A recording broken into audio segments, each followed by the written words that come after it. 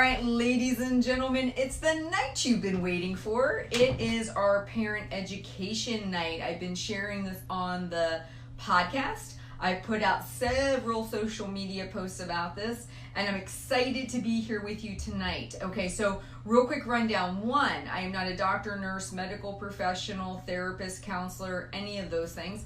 I am strictly going to be sharing information tonight as somebody who has lost weight myself, been an overweight and obese kid and teenager, talked to multiple people who were obese kids and teenagers who went on to struggle with this issue and share their story on the Half Size Me podcast. I have had the great opportunity of talking to multiple doctors and experts on this issue. So I am here as a conduit to reveal information to you. And so that is really the purpose of tonight, is for me to share with you a lot of good information that I think will really help change your thinking about childhood weight issues and obesity. And so just as I have shared multiple times, this is going to be my last time mentioning it tonight, but this is for parents only. I do not want kids watching this. That's not the point. The point is for me to talk to other parents tonight. So if your child is with you, please make sure that you are watching this with earbuds in where they can't hear it, or that you go to a room by yourself. But this was not intended for children. This is intended for adults only. So I just want to make sure I mention that. Now, the question is who am I? Why am I here? All right, so my name is Heather Robertson. I am the person who puts out the Half Size Me podcast every week and have been doing so since 2012. I have been a overweight and obese child and teenager. I managed to yo-yo my weight up to over 300 pounds by the time I was 30. I then proceeded to lose the weight over about 5 years. I have been keeping it off since 2012, and I have done a podcast every week because I want to help other people learn from the experiences of those that have gone before, to see that this is possible and that really it happens with habit and behavior change. So if you really want to lose weight, it has to be sustainable and maintainable, and it has to be with habits you can keep up with for the rest of your life. Why am I doing this? Why am I doing Parent Night? Why does this even matter to me? Thank you.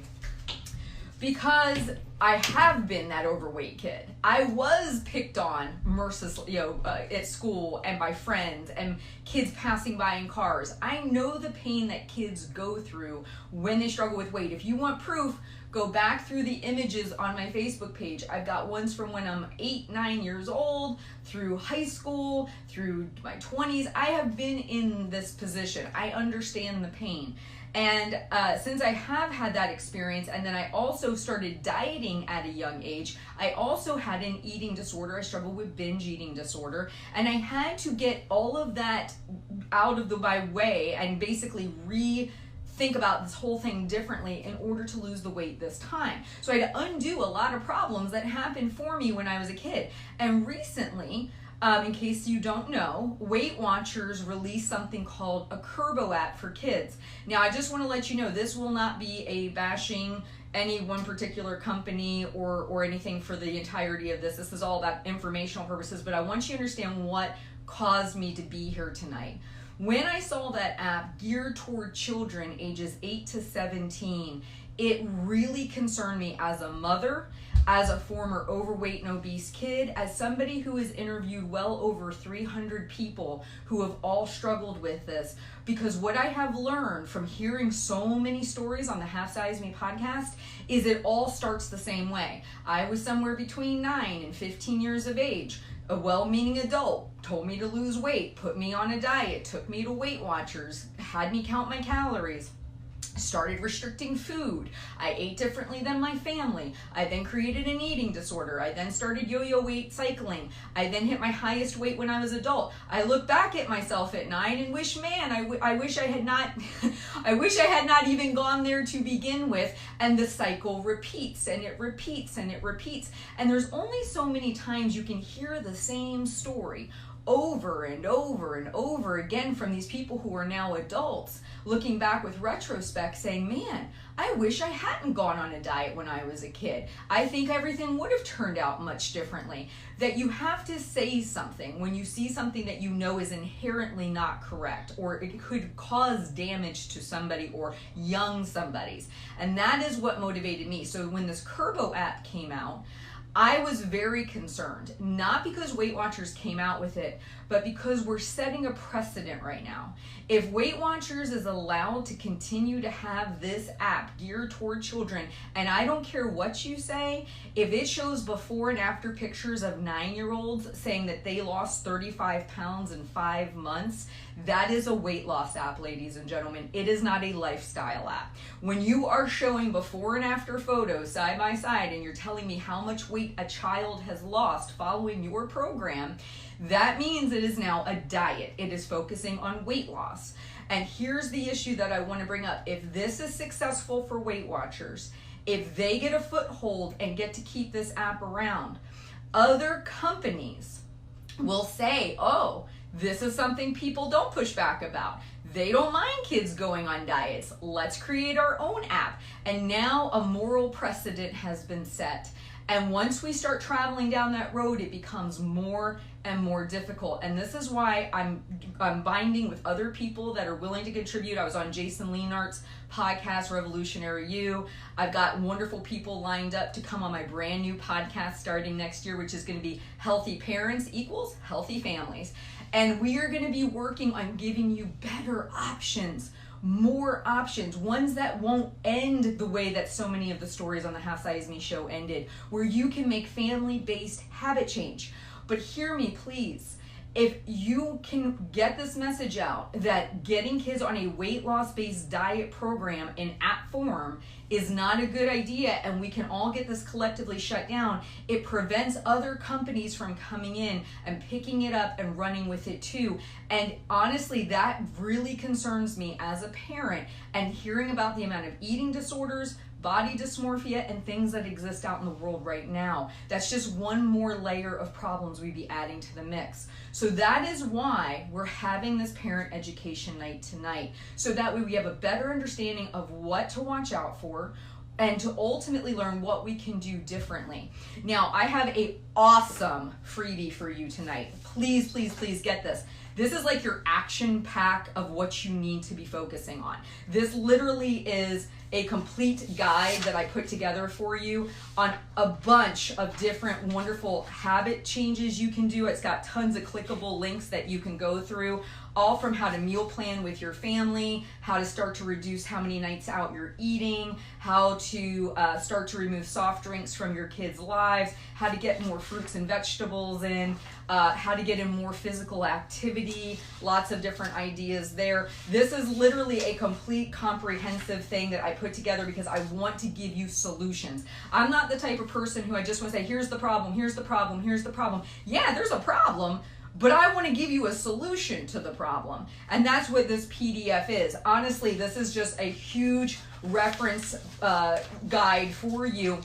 And the last page is really full of good resources for you to check out, like books and stuff that you can read to actually help your family make better habit changes, and tons of information on why dieting for kids is not okay. So this free PDF, it says Healthy Parents Equals Healthy Families Parent Education Night. This PDF is available to you for free, so you can start going through it and taking action with your family. All you have to do is go to halfsizeme.com/family, and you can get your free downloadable guide there. Please, please get it. Please tell your friends, let them get it. This resource can be a lot of help to you as you're trying to make the changes necessary for you and your family.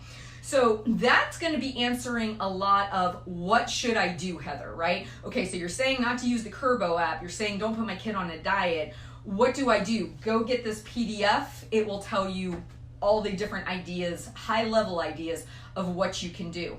Again, I'm going to be rolling out a podcast in January of 2020. It's going to be called Healthy Parents Equal Healthy Families, where I am going to be sharing more ideas, bringing on more guests to help you with this. Like, what are the things you can actually be doing in your home? What are the things you can be doing to prepare your kid for how to deal with situations, how to set boundaries, how to advocate for you and your child. All of that stuff will be covered in the podcast too. So I'm trying to make some really good resources available to the public. Now, I am going to be going through a lot of the information I've collected to help prepare you and make sure that you're understanding why putting your child on a dieting app is not a good idea. We have some wonderful Half Size Me moderators here with us tonight. If you have a question for me, I'm going to save a little bit of time at the end because you attended live tonight to try and answer some of the questions. So you can feel free to put the questions right below. And don't forget to get your free PDF at thehalfsizeme.com/family. There are a lot of resources that I'm going to be referencing tonight, and our moderators will be sharing those resources here in the Facebook feed. And if you're listening to this after the fact, we're going to put them in the show notes so you can go back and check as well. So the question is how did we get here, right? Like, how did we get to a place where we can actually be honestly pitching a diet app for kids ages 8 to 17? And the one word that always comes to me, it's guilt. It's parent guilt. And so one of the quotes I really like, it was from Dr. Yanni Freedhoff. He wrote the book, The Diet Fix. If guilt or shame had any lasting impact on weight or behavior, the world would be skinny, as guilt and shame are the two things that the world bends over backward to ensure that people with weight never run short of. The reason we have the Half Size Me show, the reason so many people started dieting at a young age was because their parents felt a sense of shame and guilt. Their child was a little on the heavy side. Somebody said something to them that made them feel shame and guilt. They wanted to be a good parent. They wanted to make sure they protected their child from this. And so they went and did the most logical thing they knew how to do, which was put them on a diet. But the reason that we're here is because of this guilt and insecurity. So one of the resources I found that I'm sharing tonight, it's all about parent shaming and changing the way we raise our children. This article goes on to say the first few years of a child's life can be a turbulent time for parents as they are continually making important choices on behalf of their children. When a parent encounters shaming, it can shake their confidence, make them feel uncertain about their abilities, and increase their anxiety about parenting. This negative affects their ability to make the important decisions, and over time can be harmful to both the parent and their child. I think the first thing we need to establish, day one, we're going to screw up as parents, right? Like, let everybody raise their hand. Anyone who has children, we're going to screw up. It's just part of the job.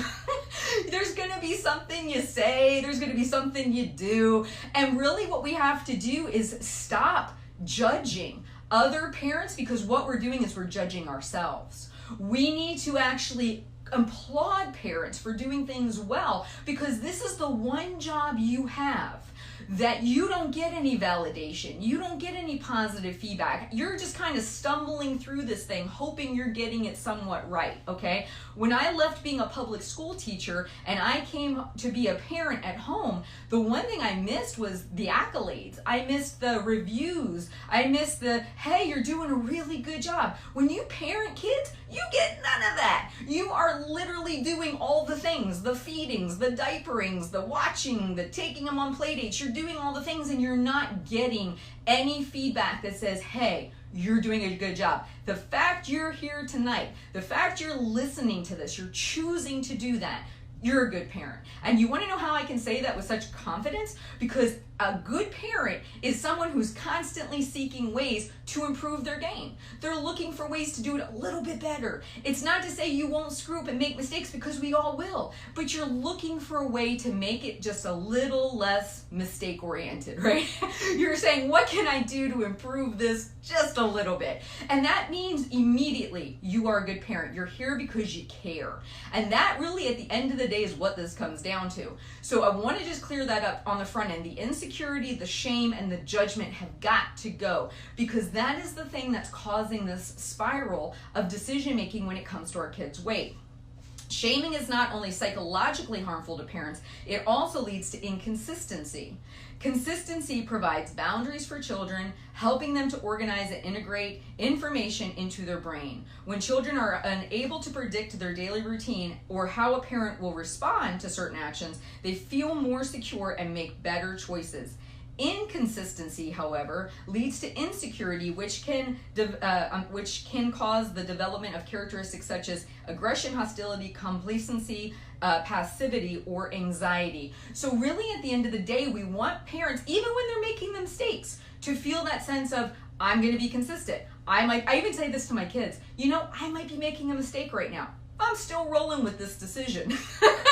Because what I know is, if I lack confidence in myself, if I constantly am second guessing myself, if I'm not secure in my decision making, then ultimately I'm hurting my kids long term, because they don't think I'm a rock. It doesn't mean I'm not making a mistake in the moment. I will totally own that. But what I also realize is sometimes you just have to rip off the Band-Aid and make a decision. So we want to build our parents up. We want them to feel it's okay to fall. It's okay to make mistakes, because that's not what defines you as a good parent. It's, did you learn from it, and did you move on? And that's what I'm hoping we will take away from tonight, because our parents were riddled with shame and guilt, because they didn't know what to do. They did the best they knew how. But now we've got this collective knowledge to say putting kids on diets, not a good idea. The American Pediatrics Association even says this. Yet we have somebody creating an app trying to sell dieting to kids.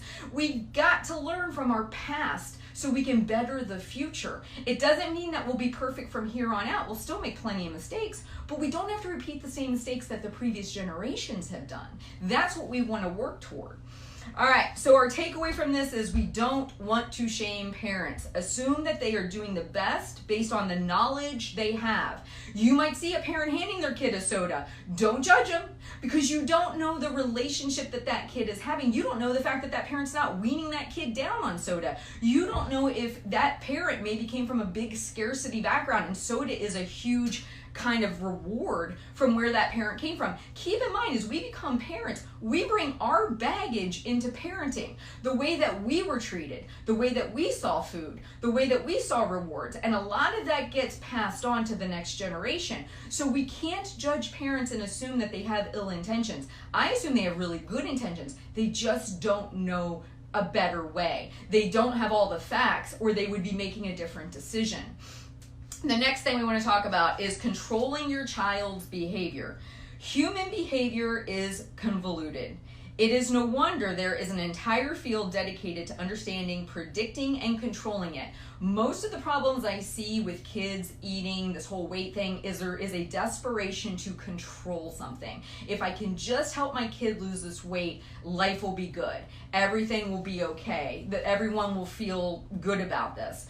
But we have to remember, we control very little. And what we do control often, we don't actually own the reins of it and actually do what we can, because we sometimes feel so powerless. So it was John B. Watson, a behaviorist, who gave the controversial statement, "Give me a dozen healthy infants, well-formed, and my own specified world to bring them up in, and I'll guarantee to take any one at random and train him to become any type of specialist.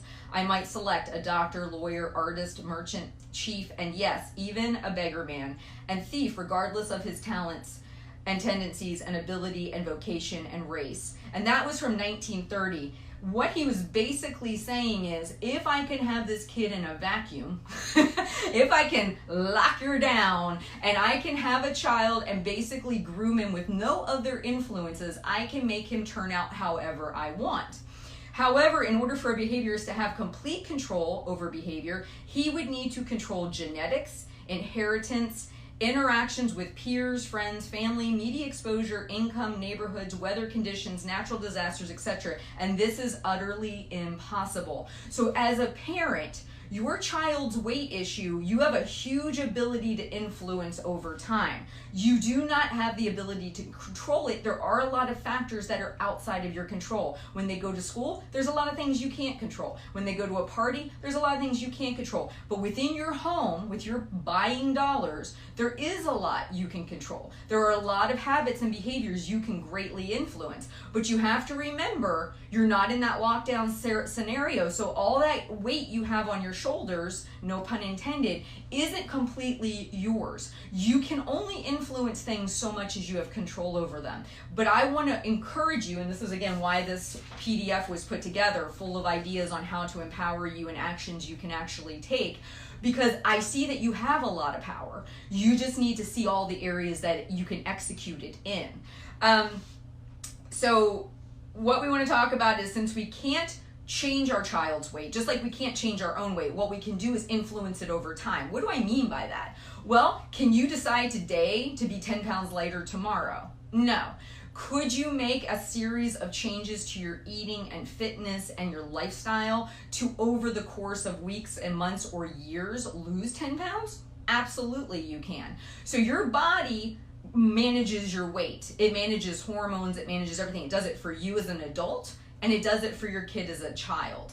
But you do not have the ability to control it the way that it might make you relieve the stress that you're carrying. So what can you do? You can influence weight by starting to change habits. And how do we do that? Again, in the PDF, I cover this. We don't segment out our child and say, okay, this child has a weight issue, thus they're going on a diet, or here's an app for them to follow. What we're going to do is we're going to look at the family as a whole unit, and we're going to make habit changes over time. Stop eating out as much. Stop buying multiple serving bags of snacks that are tempting for people in the household. Put fresh fruit out on the counters and vegetables.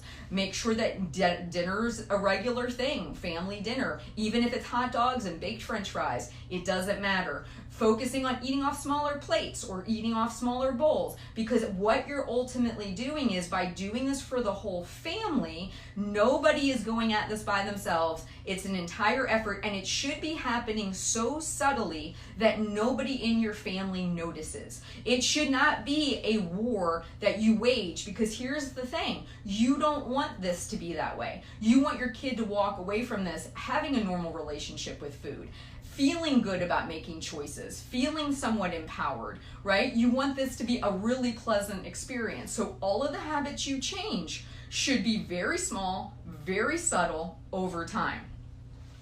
So the insecurity in fear of parents plays into why we started dieting. So I am actually going to create kind of a graph that's going to represent what I see as being scenario A and scenario B. Scenario A is what you and I and previous generations have been in. Scenario A would be that the parent feels guilt or insecurity or shame about their child's weight. They may have their own personal baggage from years of being teased about their weight. They love their child very much and want to protect them from the pain they experience. They think back to their past, and if they went on a diet, it may seem like a natural solution to have their child do, right? So that would be like maybe our grandparents, our parents, they think, okay, this is what I do, this is what was done for me, so now I'm going to do it for you. That then takes them to step 2.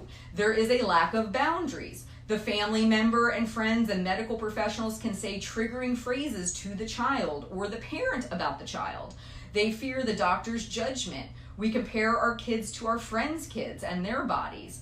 All this comparison, judgment, and insecurity leads a parent to feel they must get their child help. They look at their history and they feel they are not qualified and need an expert or a diet to help their child. That's a big one. So you assume, because you have your own struggle, you can't possibly lead this mission. You absolutely can lead this mission, because you should be walking it with your child. You are going to be the one who's leading the way, the charge, if you will. Does leading by example mean perfection? Absolutely not. It means you're going to fall on your face. But that means you pick yourself up, you dust yourself off, and you say to your kid, hey, I just fell on my face, and this is what I did, and this is what I'm improving, and we're going to move on.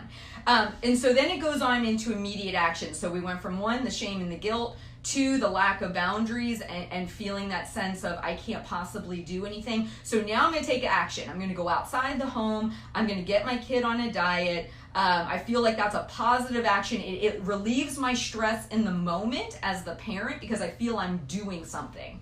But what that ultimately leads to is step number 4, which is a child loses their sense of control and or connection with the family. In this moment, once the child's put on the diet and they're singled out from the family, they then start to focus on their weight loss and see it as being a valuable thing, right? Losing weight is important to my family. They start to feel singled out. Their friends are still eating the same foods. Their families are still eating the same foods. They're the only ones that are expected to give up the yummy stuff for the quote-unquote healthy stuff.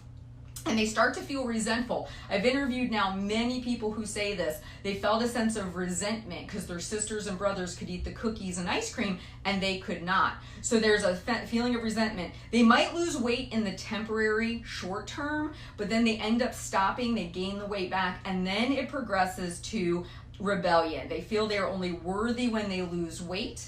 They start to feel a sense of, I was lovable when I was heavy, I should be lovable now. It's that feeling of I'm not worthy when I am not a certain body weight. And they want to lose weight in the short term, but then they ultimately gain it back.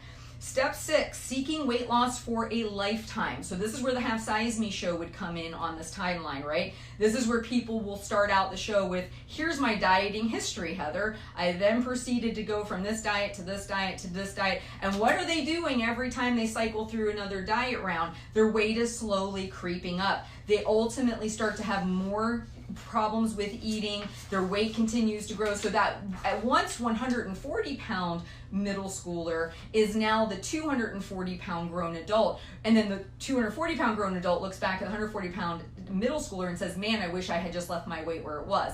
That's that part of that cycle. They ultimately hit their highest weight, getting into a body that far exceeded where they started. They spend years working to find a normal relationship with food in their body. They are constantly battling thoughts of good foods and bad foods, black and white thinking about weight loss. They are either on or off their program because they're so focused on weight loss, they don't focus on their habits that they need to change. And the last part of this cycle A is parents feel more guilt. So remember, parents started with guilt.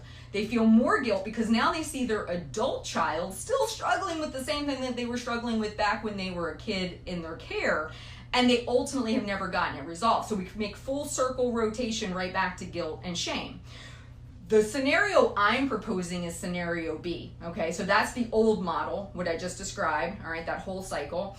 Scenario B, what I'd like to see us move to tonight and future generations.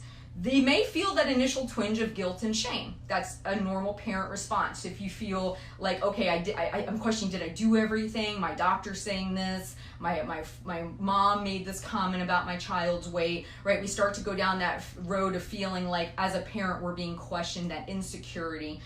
You feel the shame and guilt, but you choose not to act on it. You say, I'm going to focus on this together with my family, making small habit changes that everyone in the family will do. This way, the child sees the habits are the most important factor in being a healthy and fit person. Number 2, you set boundaries with others. They choose to start making family changes together. They put in boundaries with doctors, friends, and family about discussing body weight or size with them or their child. They create boundaries around how they will talk about their body and other people's bodies. They start talking about how their body is amazing and allows them to live life. They talk about what their body can do and not how it looks. And they use words like strong, fit, and active. Step 3, habit change. The family begins eating more veggies, fruits, and lean proteins. They begin cooking dinner at home more and meal planning as a family. They cut back on eating out. They start experimenting in the kitchen and trying new foods. They buy single serving fun foods for everyone in the family to enjoy. Step 4, an active family. They get more activity as a family. They focus on family walks, bike rides, playground time, and other physical activities that everyone can enjoy.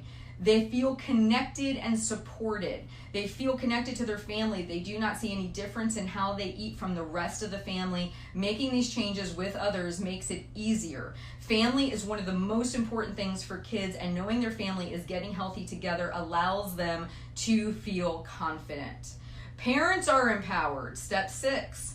Parents see that they have much ability to help themselves and the whole family. They do not trust a third party like a weight loss app for kids and assume it will fix the situation. When the parent sees the app is not fixing the situation, they may normally feel more guilt, fear, and shame because the thing they had hoped would correct this issue is not working. But in this scenario, by taking action and making habit changes, you are now breaking away from that idea that something is going to come in and fix the situation. You are making the choices. No food obsession. They do not become food obsessed due to restriction or grading their foods as good or bad, green light, red light, yellow light. They have a balanced approach with eating. They don't feel anything is off limits and they feel in control of their choices. They are empowered. And step 8, no dieting. They grow up to be adults that have not been on diets. They have learned how to eat balanced food and cook. They understand restaurants are not part of everyday life. Eating out is a fun treat for a few times a week. They love family mealtime. They never feel they have screwed up and understand that they can have more treats one day and eat normally the next meal. They are not battling the all or nothing thinking with weight loss, and they have greatly reduced the risk of an eating disorder because they have not dieted at a young age. Scenario B is my dream. It is what I want to see for every family. I want to see them incorporating these healthy habits, not depending on a third-party app, using their own wisdom and making changes within the family unit. Everyone working on the same things together, because that is going to build unity. It's going to build confidence. It's going to build empowerment, and it's not going to leave anybody open. Eating disorders could happen regardless, but it's going to limit the chances from the dieting background perspective. So that's what I'd like to see us move to. So what ultimately I want to make sure all parents understand is the role of genetics, of genes, and ultimately what is normal for kids this age. When we talk about that app that's geared towards 8 to 17-year-olds, right when they're going through puberty, what is actually normal? And why is it that we would want to give an app to kids when they're at their peak time of possibly gaining weight, gaining height, building on muscle if they're male, also adding some extra body fat if they're female, growing breasts, doing all of these crazy changes in the body that ultimately they have no control over. It seems to me as though we're picking the absolute wrong time to put kids on a prescribed diet plan because their bodies are really changing again quite quickly during this time frame.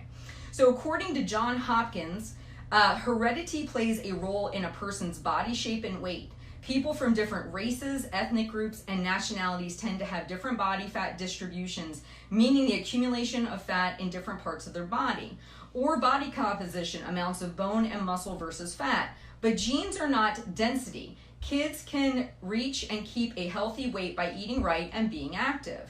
Genes aren't the only thing family members may share. It is also true that unhealthy eating habits can be passed down.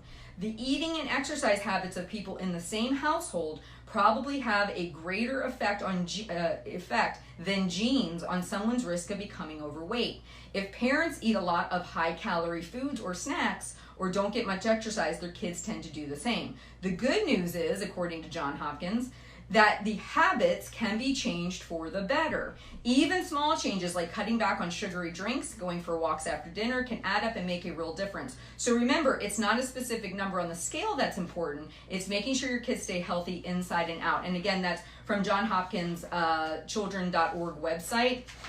So let's talk a little bit about what should you expect with a growing body, with a kid who is going through puberty. This is from South Riding Pediatrics. During puberty, the child growth rate doubles. Hear me on this. Doubles. So they're going to get bigger during this time. Think about it with me logically for a second. What sense does it make to say my child should be losing weight during the time when their body weight naturally will double and their size will double?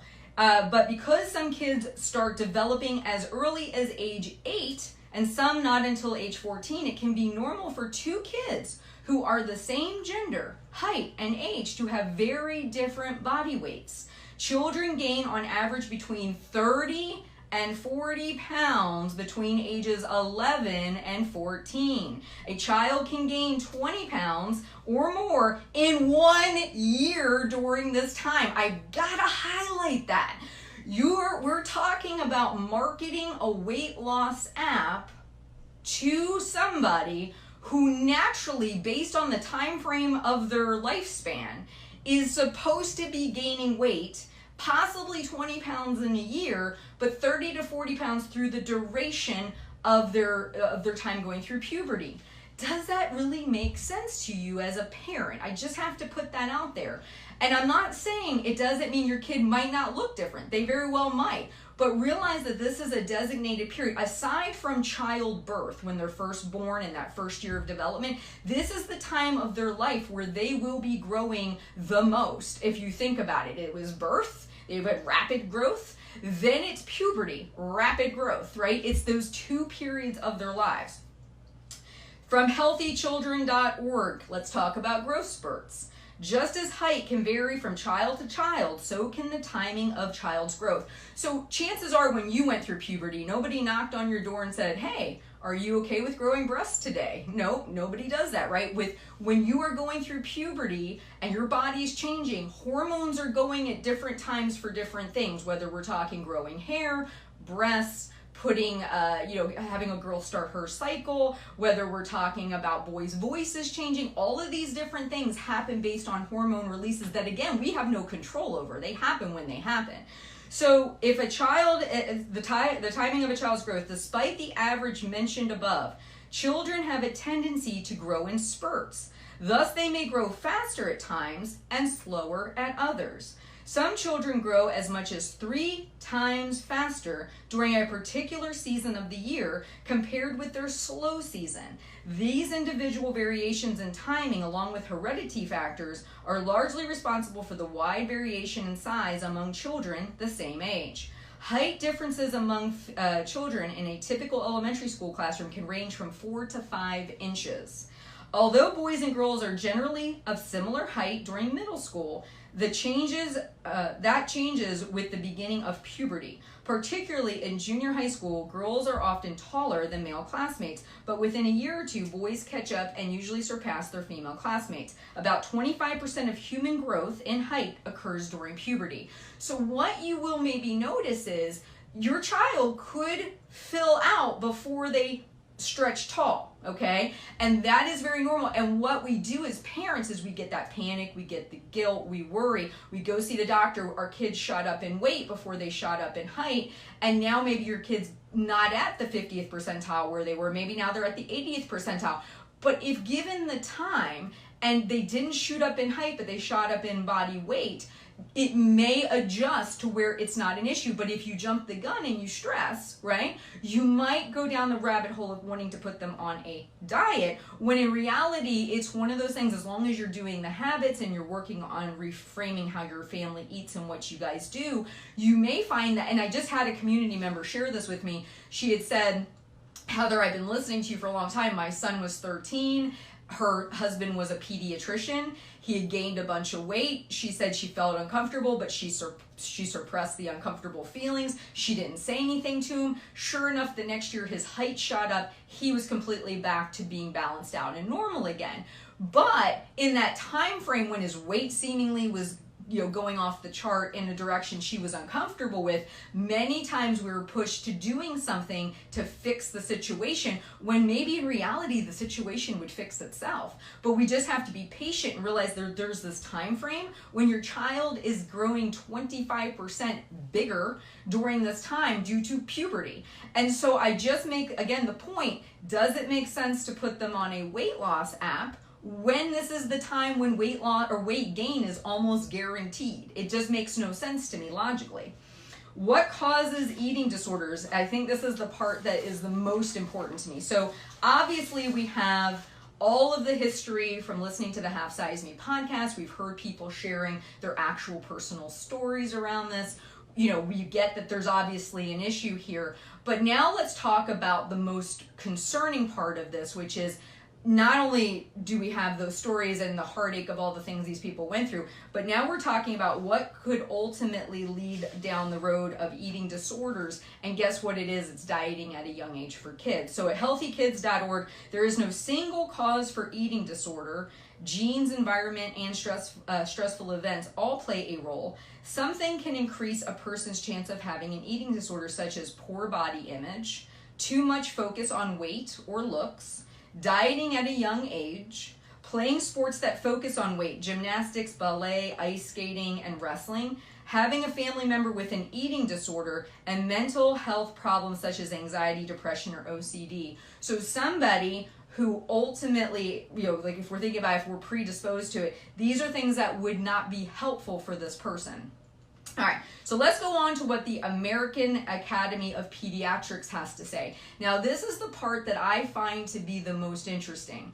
How do, again, we say an app is okay for children when the American Academy of Pediatrics has come out and said explicitly not to put children on diets? That part, I really can't wrap my brain around how this has even happened to begin with. So, cross-sections and longitudinal observation studies have identified the following certain behaviors associated with both obesity and eating disorders. Dieting is the first one. Dieting, defined as calorie restriction with the goal of weight loss, is a risk factor for both obesity and eating disorders. In a large prospective cohort study in 9 to 14-year-olds followed for 2 years, dieting was associated with greater weight gain and an increased rate of binge eating in both boys and girls. Similarly, in a prospective observational study, 2,516 adolescents enrolled in Project Eating Among Teens. Followed for 5 years, dieting behaviors were associated with twofold increased risk of becoming overweight and a 1.5-fold increased risk of binge eating at 5-year follow-up after adjusting for weight status at baseline.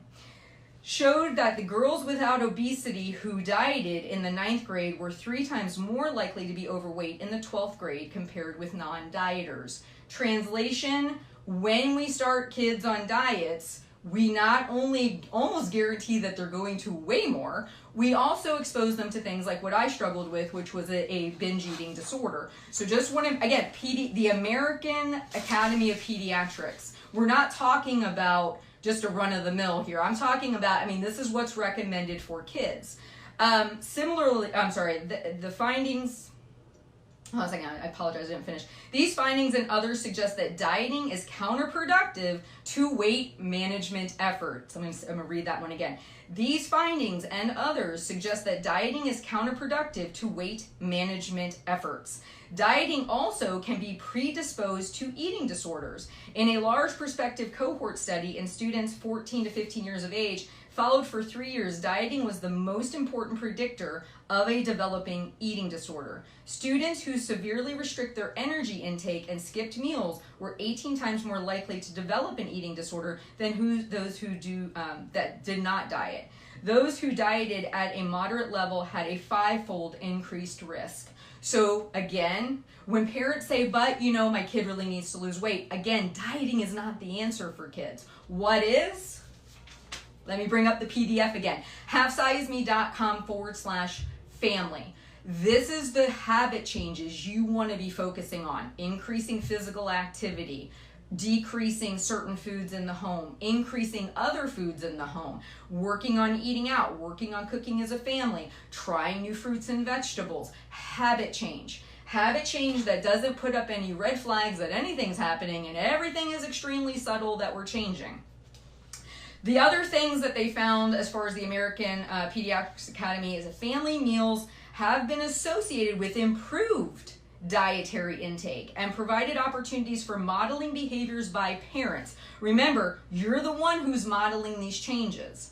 Even though family meals have not been shown to prevent obesity across ethnic groups, a higher frequency of family meals is associated with improved dietary quality, as evidenced by increased consumption of fruits, vegetables, grains, and calcium-rich food and fiber, and reduced consumption of carbonated beverages. Eating family meals together 7 or more times per week resulted in families consuming 1 serving of more fruits, vegetables per day compared with families who had no meals together.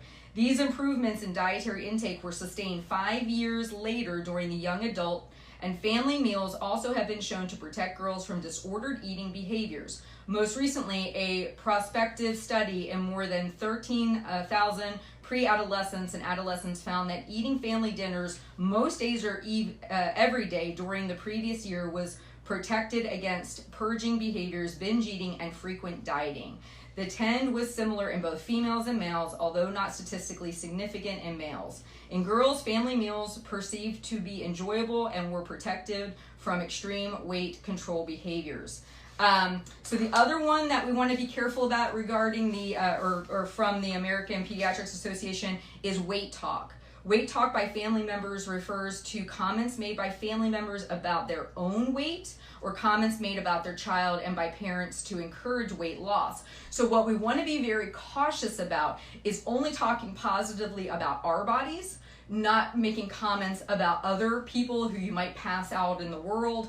Making sure that body talk is extremely positive. It's about what the body can do, gratitude for the body, not a focus on weight, size, and shape.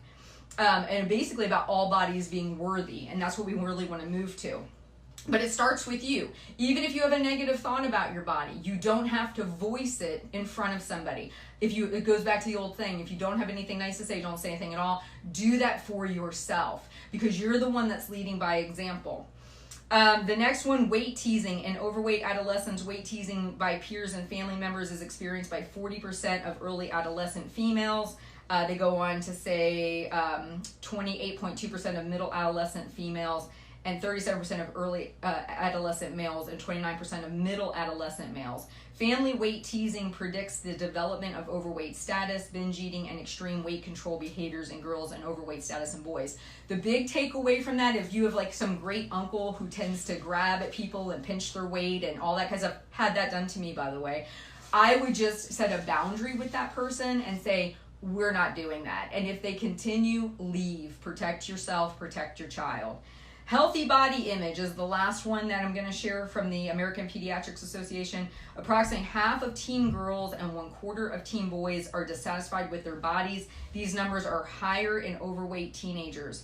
Body dissatisfaction is a known risk factor for both eating disorders and disordered eating. Higher scores of body dissatisfaction are associated with more dieting and unhealthy weight control behaviors in both boys and girls. Reduced physical activity in girls and more binge eating in boys. So what we want to keep in mind is, how do we help create positive, more body image? One, we don't segment anyone out. We work on this together. We work on building our bodies up, getting them healthy, getting them strong, but we're doing it as a family unit. And we're not talking about weight. We're not shaming anyone's body, including our own. We're being super positive about what bodies do and what they provide us. Because really, in all honesty, you wouldn't be here listening to this Facebook Live. You wouldn't be doing all of these things if you didn't have your body. Your body is it's wonderful. I mean, really, you wouldn't get to be, I call it your conduit to living life. And if we can help our kids see that and work on it as a family unit, it's really going to change how they view it. All right.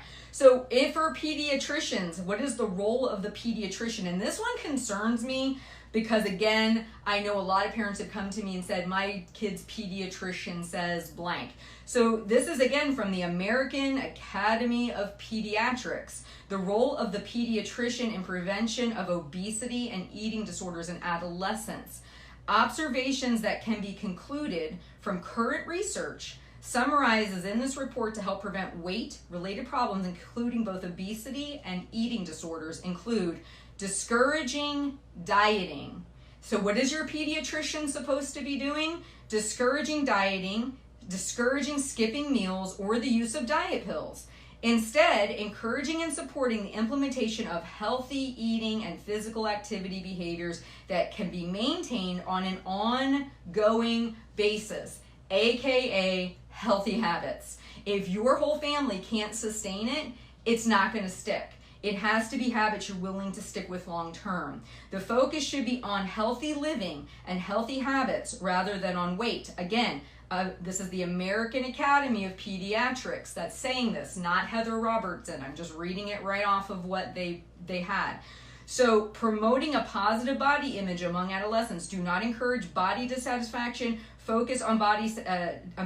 do not encourage body dissatisfaction or focus on body dissatisfaction as a reason for dieting. So again, what is your pediatrician supposed to be saying? These things. This is what they should be focusing on. Encouraging more frequent family meals. Encouraging families not to talk about weight, but rather to talk about healthy eating and being active or staying active. Do more home or facilitate healthy eating and physical activities. The next thing pediatricians are focusing on for the prevention of obesity and eating disorder, inquire about a history of mistreatment or bullying in overweight and obese teens and address this issue with the patient and their family. And number 6, carefully monitor weight loss in an adolescent who needs to lose weight to ensure the adolescent does not develop a medical complication or semi-starvation. So those are all things that ultimately we want to keep in mind when we go to see our pediatrician. They shouldn't be talking about your kid's weight in an inappropriate way in front of you. Ask to speak to them in private and make sure that they are really kind of adhering to these things. And so here's some of the traps to avoid. Don't reward kids for good behavior or try to stop bad behavior with sweets or treats. Find other ways. And that's going to be something I cover more in the podcast, rewards that are not food-based. Don't have a clean plate policy. Even babies turn away from the bottle or breast to send signals that they are full. By the way, this is from kidshealth.org. And then don't talk about bad food or completely ban all sweets and favorite snacks. So, and just to give this to you, what I tend to do with my boys, and this is my approach, you don't have to take it. I talk about proteins, fats, carbohydrates as being the fuel that we need, and they have respective jobs in our body. So we talk about how protein helps build muscle, helps prevent muscle from breaking down, how carbohydrates give us fuel, how fats help our hormones connect and make signals back and forth. So we have all these different jobs that have to happen in our body, and we need different macronutrients to do it. But on the flip side of that, we have what I like to call fun foods. And I have no problem with fun foods, but they are not the primary thing we eat. We eat more of the foods who actually serve jobs in our body. And if you really work with explaining that to your kids and they start to see it, and especially if you let them get into the kitchen, which again, in your PDF, that's one of the recommendations. I find my kids, actually today they just took a cooking class and they love cooking and getting their hands in food. And when they do, they eat more of what they actually make. So just want to throw that out there. All right, so what can we do besides getting your PDF and downloading it? We can accept all bodies are good bodies, and we can really stop focusing on passing judgment. And even if you can't get your mind to stop doing it, because it's a conditioned behavior, it doesn't mean we have to verbally say it, okay? So really, if we can just get it to go from not from thinking to saying, that's gonna be a huge win. Start to change your family's food for everyone, including yourself. You are leading this mission by example. Get physically active together. You're leading this by example. If all you can handle right now are some nighttime walks with the dog, and that's all you can do, do that. Whatever you're capable of, start there. Limit screen time. That's a big one. And honestly, not only screen time from the standpoint of making sure they can be more physically active, but screen time to break away from the bullying and from the peer pressure of their friends online and whatnot. Learn new ways to cook food you enjoy and that you're currently eating out now. So if you guys like burgers, fries, pizza, start cooking them at home. Make a point to buy those things and actually prepare them at home. Eat more food at home. Create boundaries around discussing your child's body and advocate for you and for your child. Then what we want to focus on is the division of responsibility with eating. You can't control really what any human being puts in their mouth or doesn't. Like, that's outside of our control. What's in your control as your parent is you can purchase the food, prepare the food, provide regular meals at regular times. You can make eating at home pleasant.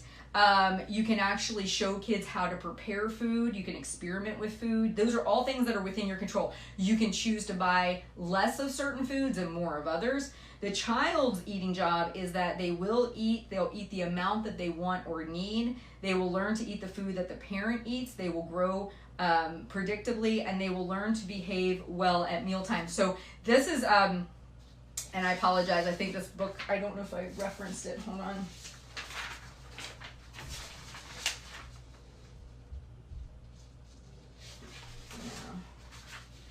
There's another book I had, and I'll have to see if I can find it. It's How to Help Your Kid with Eating Without Harming. I think it's Ellen Satter. So she's really good on this division of responsibility with eating. I thought I had that in the reference section, but I don't know if I do. So if one of my moderators could check that out, I think it's the Ellen Satter Institute. Let me just double check here. Yeah, Ellen Satter Institute, if you're wanting to hear more about the division of responsibility.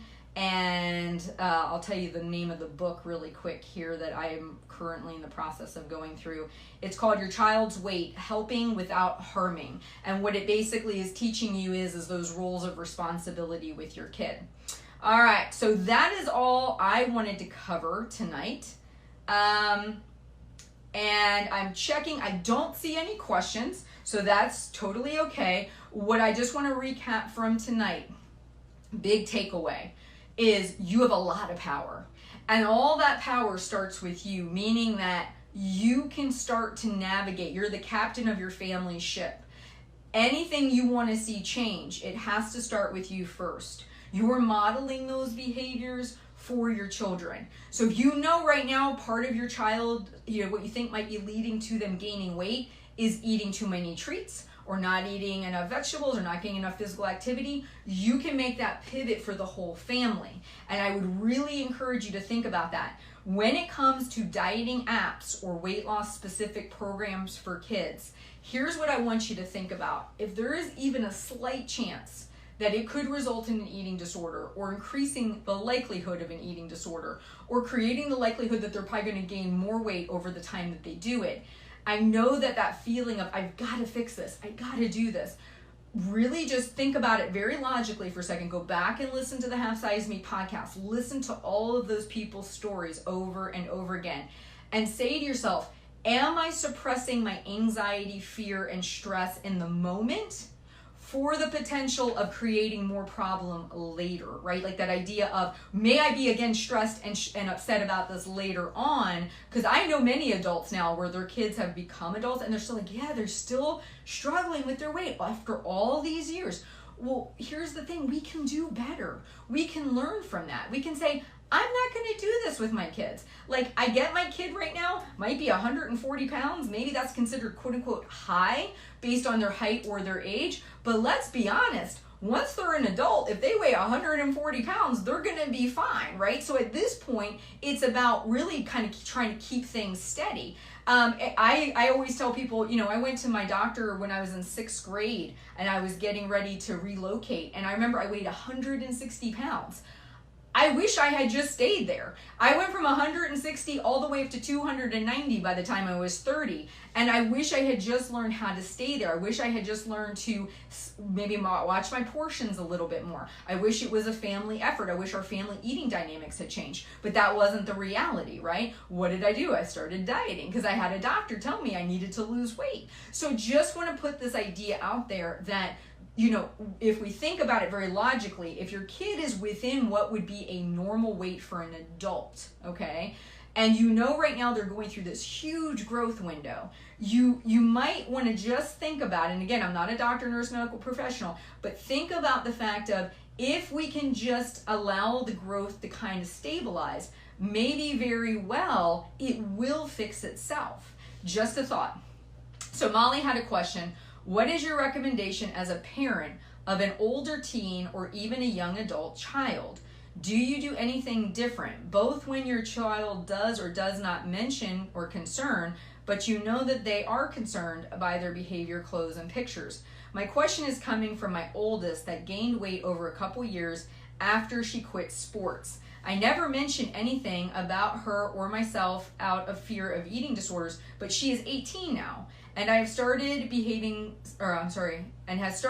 self-consciously, and has also expressed other people mentioning the weight gain to her. I'd like to mention that I'm still struggling myself. Is there anything I can do? Despite my efforts, don't have it all together. So Molly, I love this question. because I do know a lot of parents out there who basically struggle with talking to their adult kids, right? So it's a little different when they're 18, they're maybe outside your home, but that in a way can be really good because then you can talk to them more adult to adult, right? You can say, hey, I'm just going to use the name Sue here. Hey, Sue, I've been really struggling lately. I've been really trying to work on cleaning up my eating behaviors and stuff. And ultimately, I've been a little bit less active than I was before. And maybe I'm really kind of struggling. And I just want you to know I don't have all the answers. But if you ever want to talk about anything like that, opening up those lines of communication, she may not want to. She may be really turned off from the discussion, but if she knows you're working on it and she knows you're thinking about it and she knows you're struggling with it, a lot of times it's that Me Too idea of, hey, I'm struggling too.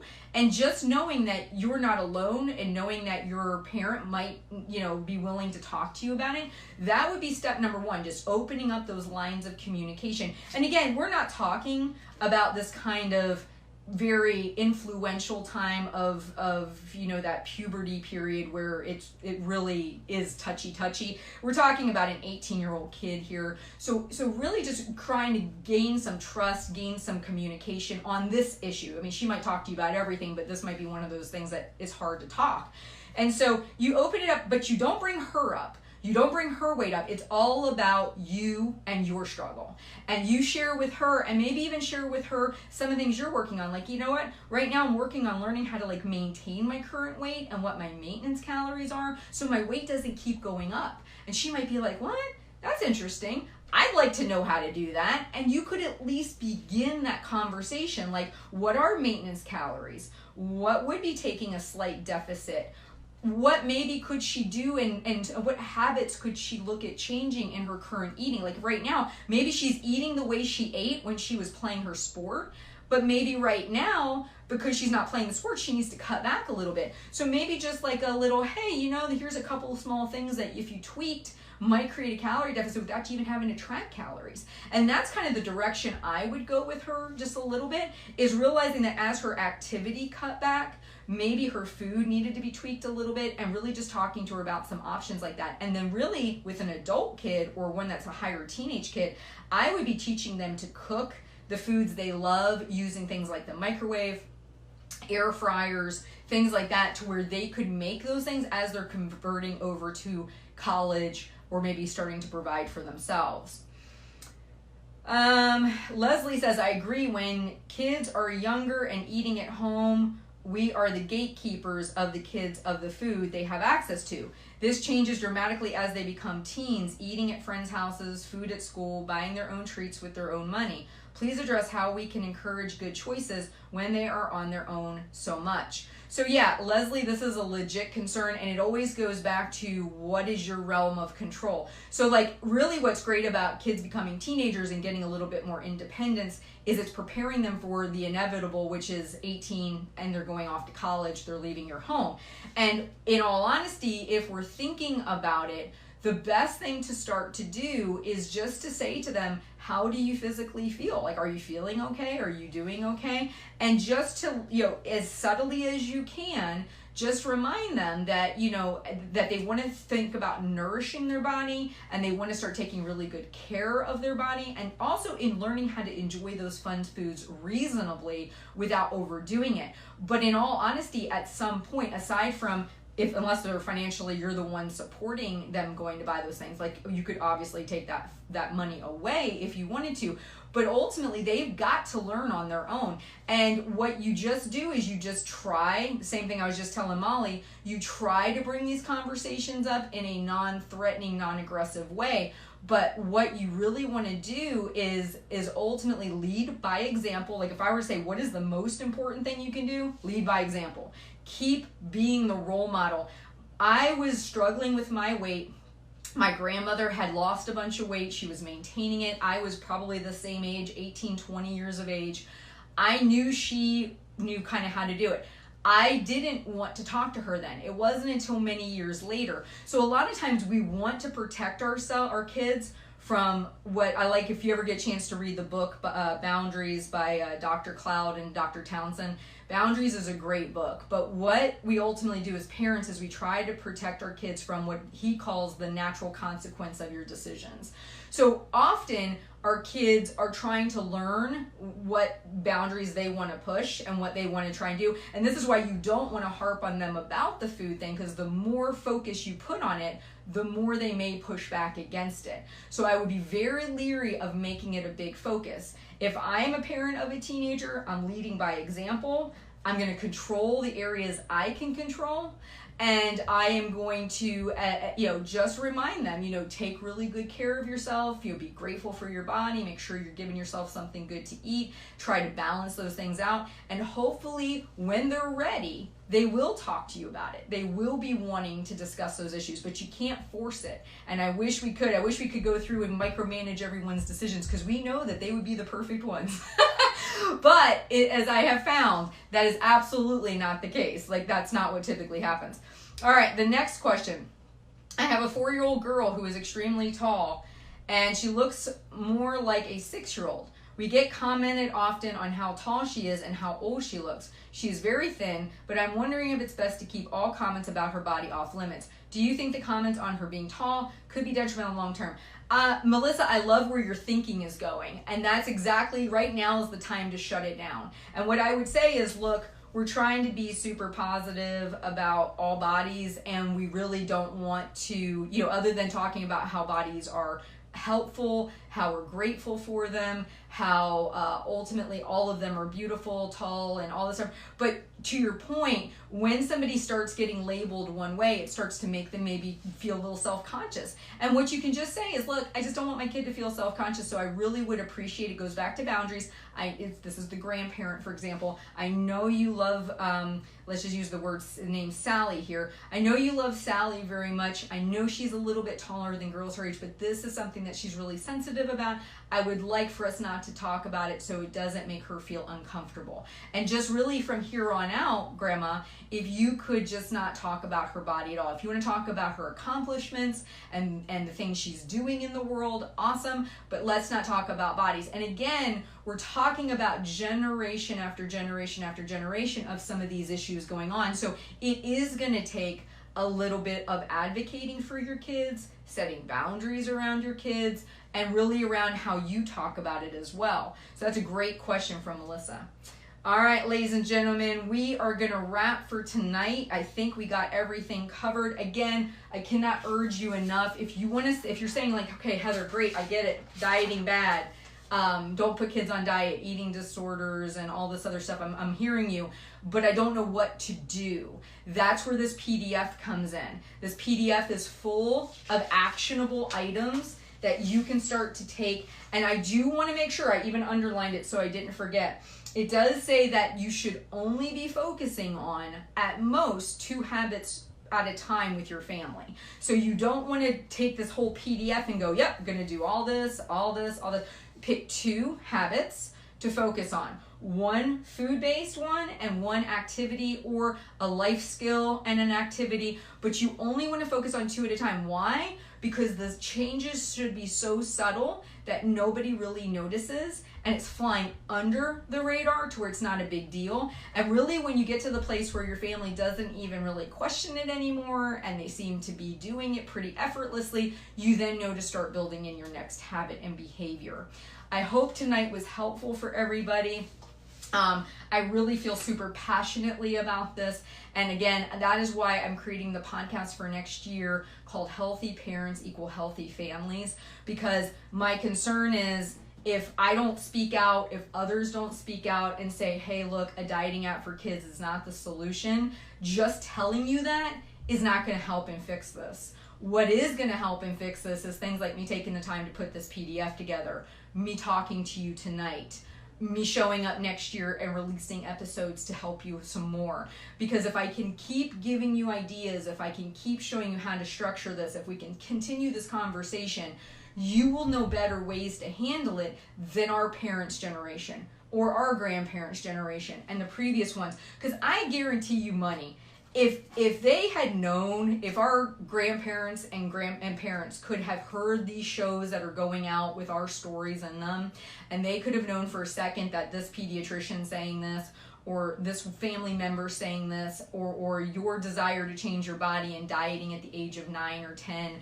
was going on, and I would have known about it and I could have done something about it, I guarantee you they would have picked a different choice. They just didn't know. And we can't change something we don't have the proper knowledge about. But now in 2019, we do have a lot more knowledge. We know the things that can lead to these problems. And again, that's why I think we've got to be very cautious and send a loud message to say this weight loss app for kids is not okay, because where this one goes, others will follow if this message is like, oh, okay, this is okay. Because other people will want to unfortunately make a profit on your kids. So I just want to encourage you to think about that. And there is so much you can do. Drop your shame and guilt. We're all going to make mistakes as parents, but we just don't have to make the same ones our parents did. We can make new mistakes, but we can learn from previous generations and say, what can I do differently? And that's what I'm hoping tonight's conversation opened up the door to. You guys have a great night. Thank you so much for joining me, and I'll talk to you soon.